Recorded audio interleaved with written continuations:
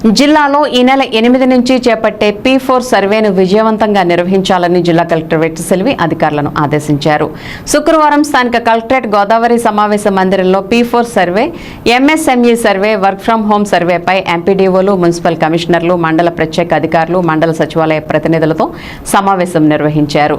ఈ సందర్భంగా P4 survey నిర్వహణపై శిక్షణా కార్యక్రమం నిర్వహించారు.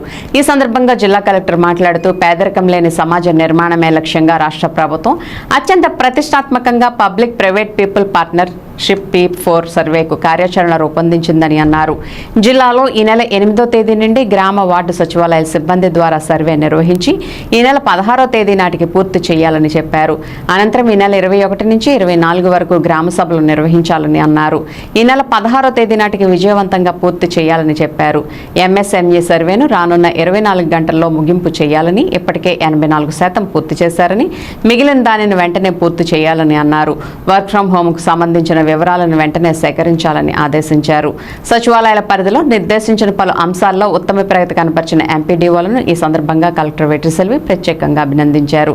సమావేశంలో ZP CEO K Subbarao, DRDA PD R Vijayaraju, CPO Vasudevarao P4 survey నిర్వహణ తీరును పవర్ పాయింట్ ప్రజెంటేషన్ ద్వారా వివరించారు.